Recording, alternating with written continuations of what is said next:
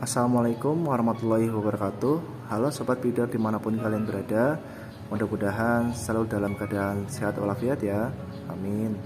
Nah, pada video sebelumnya saya telah menjelaskan atau memberikan informasi tips keberhasilan dalam peternak kelinci. Nah, pada kesempatan yang baik ini pula saya akan memberikan informasi apa aja sih yang perlu kita persiapkan sebelum memelihara kelinci. Tak bosan-bosannya saya ingatkan pada teman-teman semua ya, seperti halnya manusia, kelinci pun juga bisa mengalami sakit dan sakitnya pun juga macam-macam ya. Nah, cuma di sini saya akan menjelaskan penyakit yang sering dijumpai saja atau banyak ditemui di luar sana atau di kandang breeder. Nah, apa aja sih? Yuk simak terus videonya. Nah, obat yang pertama di sini yaitu Wormectin. Nah, Wormectin ini sifatnya wajib ya teman-teman semua. Jadi harus punya. Jadi memang ini wajib ya. Kalau misalnya nggak punya ya mohon maaf, nanti teman-teman semua itu bingung mau menyembuhin kelinci. Nah, Wormectin ini tujuan dan fungsinya itu menyembuhkan kelinci yang terserang penyakit skabis atau gudigan atau kutuan ya. Nah, bisa menggunakan obat ini, tapi ada tapinya teman-teman. Di luar sana juga banyak obat-obatan seperti yang di oral atau disepetkan ke mulut kelinci, dan juga ada yang dioleskan. Nah, itu ada 3. Jadi silakan teman-teman pilih yang mana. Cuma di sini saya selaku breeder merekomendasikan Wormectin lah yang paling tepat dan yang paling baik. Karena apa? Karena Wormectin ini kan sifatnya injeksi dan menyeluruh. Jadi kalau misalkan teman-teman itu menggunakan obat yang dioles, jadi misalkan kelinci yang terserang penyakit skabis di bagian telinga saja, ya otomatis yang sembuh di telinga saja. Kalau misalkan ada yang terselip di bagian sela-sela kuku atau di ekor atau dimanapun yang itu kurang terlihat ya, nanti bisa tumbuh lagi dan menyebar. Jadi untuk pengobatan yang paling ampuh dan manjur itu menggunakan Wormectin atau dengan cara injeksi. Seperti itu ya teman-teman semua. Nah, bukan maksud saya promosi produk Wormectin ini paling bagus, tidak, cuma merekomendasikan saja. Nah, poin yang kedua itu ada rebungka. Nah, rebung di sini sesuai pada kemasan luar, informasinya itu untuk menyembuhkan kelinci yang terserang penyakit mencret atau kembung. Nah, di luar sana juga banyak sekali ya obat-obat yang dikhususkan untuk mengobati kelinci yang mencret atau bahkan kembung sekalipun, itu terpisah. Cuma di sini rebung itu dijadikan satu ya, bisa mengobati mencret, bisa mengobati kembung. Nah, untuk dosis dan cara pengaplikasiannya itu sudah tertera di dalam kemasan, di luar kemasannya. Bisa teman-teman semua itu lihat dan pahami dan cermati. Nah, yang ketiga itu ada permetil. Nah, permetil di sini yang tadi saya jelaskan ya. Permetil ini fungsinya yaitu untuk menyembuhkan kelinci yang terserang penyakit kembung saja ya. Nah, ingat, kembung saja bukan yang lain. Jadi kalau tadi rebung kan fungsinya double ya, untuk menyembuhkan kelinci mencret dan kembung. Cuma untuk permetil itu untuk kembung saja. Nah, perbedaannya apa? Nah, perbedaannya pada obat permetil ini punya namanya bahan atau senyawa yang tidak dimiliki rebung. Sebetulnya cuma beda itu sih ya. Dan untuk warnanya itu berupa putih kental. Kalau rebung kan warnanya hijau. Nah, kalau permetil itu putih kental dan berbau mint atau mentol.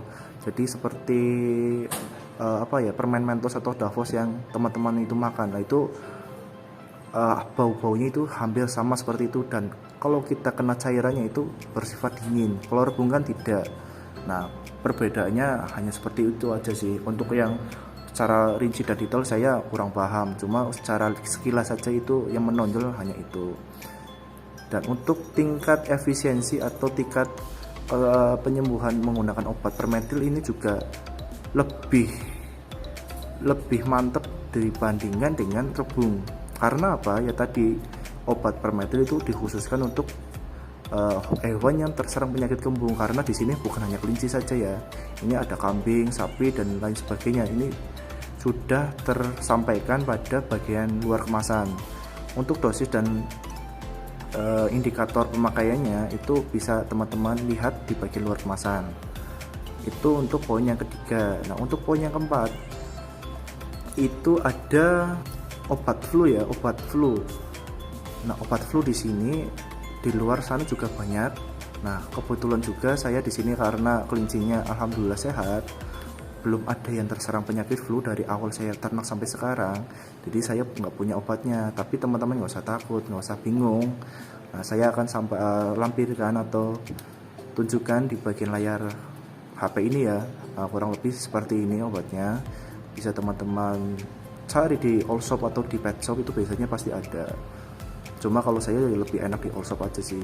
Nah, itu untuk poin yang keempat, itu untuk kelinci yang mengalami penyakit flu, karena indikatornya itu pada bagian hidung itu kelinci mengeluarkan cairan atau yang biasa kita sebut pilek lah. Nah, itu bisa diobati menggunakan obat itu kan. Sistemnya itu kalau nggak salah oral ya, atau disebatkan atau diteteskan ke mulut kelinci. Nah, itu lanjut aja ya ke poin berikutnya. Nah, kalau di sini sifatnya juga opsional, bisa punya, bisa juga enggak. Itu enggak wajib atau sunnah. Itu apa? Itu madu. Nah, di sini saya menggunakan madu. Tujuannya apa? Tujuannya itu untuk meningkatkan nafsu makan dari si kelinci. Sebetulnya ada 3 produk, yaitu kurkuma plus, madu, dan yang terakhir ada vitamin B kompleks. Timbul pertanyaan, kok pakai kurkuma plus sih? Itu kan buat manusia. Nah, tahan dulu. Sesuai dari arahan senior yang sudah lebih dulu ternak kelinci dibandingkan saya, itu bisa menggunakan kurkuma plus. Nah, untuk vitamin B kompleks itu kan memang ranahnya untuk meningkatkan nafsu makan kelinci. Lalu untuk madu pun juga sama sebetulnya, cuma kalau madu itu kan lebih lebih alami saja kalau menurut saya, dan lebih sehat untuk pencernaan kelinci. Jadi saya rekomendasikan menggunakan madu saja, karena di kandang saya juga menggunakan madu. Cara pengaplikasinya bagaimana? Ya, tergantung dari kebutuhan kelinci teman-teman semua. Kalau misalkan langsung makannya kurang atau mungkin lemas, bisa disesuaikan madu. Dosisnya ya kurang lebih 1-2 ml saja, itu sudah cukup. Atau bisa 1 minggu sekali sepet madu, nggak apa-apa, biar kelincinya makin sehat, makin makin gemuk, nafsu makannya kenceng banget, atau ini ya, nyenengin lah kalau bahasa sini gitu. Nah, kita lanjut ke poin berikutnya. Nah, di sini itu ada obat kelinci yang mengalami penyakit mata. Nah, penyakit mata kok bisa sih? Ya bisa teman-teman. Nah, kelinci juga kan pasti ada masanya ya terserang penyakit mata juga. Seperti dari pengalaman di kandang saya, itu kelinci mengalami yang namanya kalau bahasa kita itu, kalau setelah bangun tidur itu kan ada itu kotoran, atau kita sebut ketep ya, kalau di sini itu bahasanya ketep. Nah, kelinci saya itu juga ketepan teman-teman. Jadi ketepannya itu bertahap. Jadi di sebagian atau di sekitar mata itu awalnya berupa kotoran yang menggumpal ya, seperti ketep, cuma nggak banyak.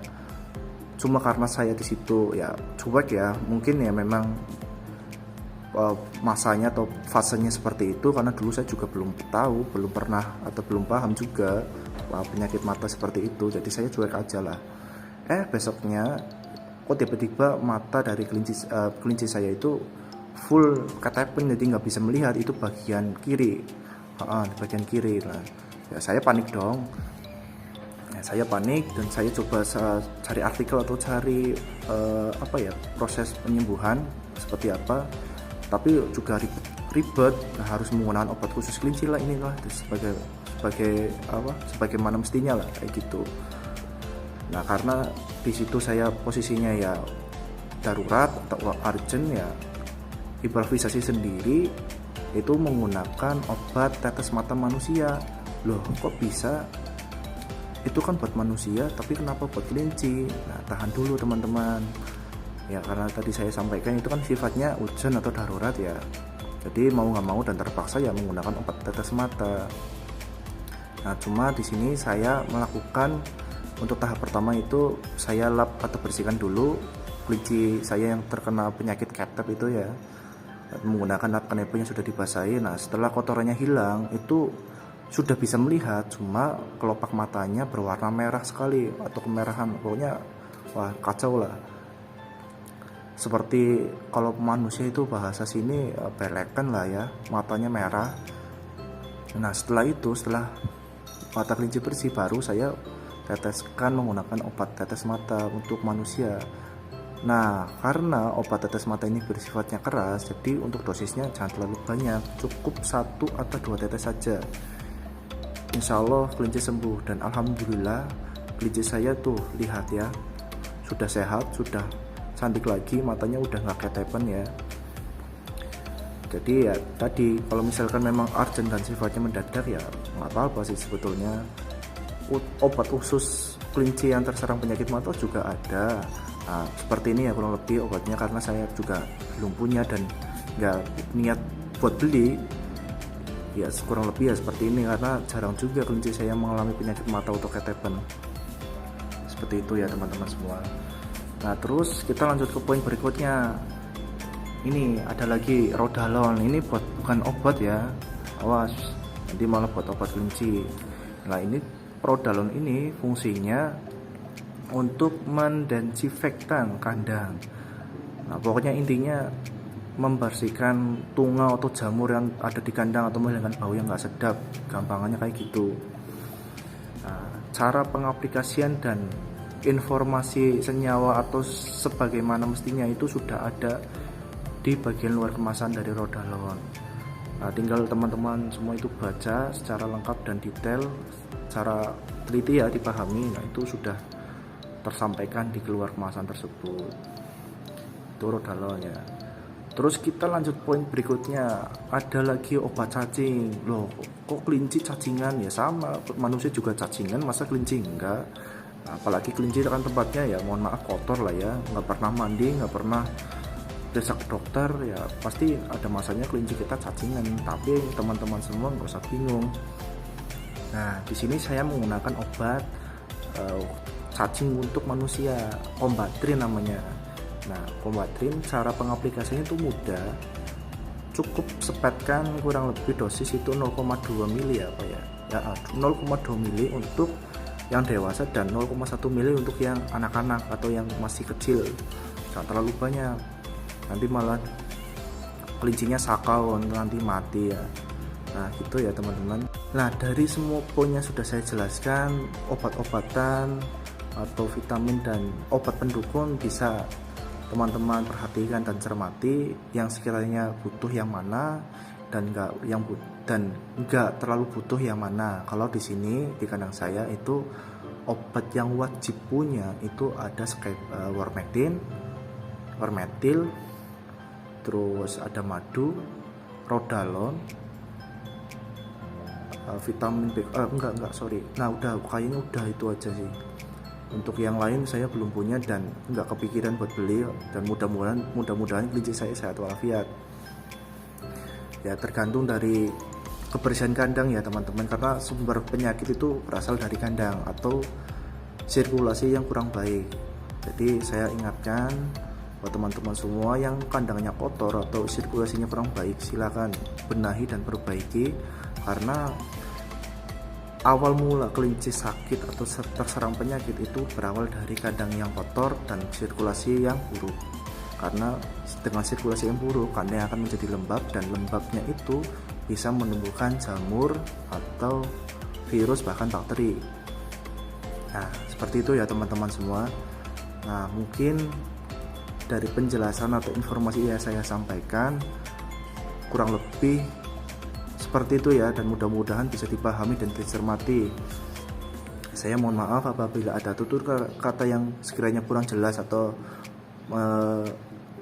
kurang baik atau kurang pas. Saya mohon maaf. Mudah-mudahan apa yang kita pelajari, apa yang kita cermati pada kesempatan yang baik ini bisa dinilai sebagai amal jariah atau amal buat kita sendiri ya, amin. Ya silakan teman-teman share pada rekan, sahabat, kerabat atau siapapun itu yang mengalami kendala seperti ini, yang sama seperti ini. silahkan share biar ilmu yang teman-teman dapat itu bisa bermanfaat dan dinilai sebagai amal jariah. Amin. Nah, cukup sekian yang bisa saya sampaikan. Salam dari Empul Rabbit Farm, Wangon, Kabupaten Banyumas, Provinsi Jawa Tengah. Assalamualaikum warahmatullahi wabarakatuh.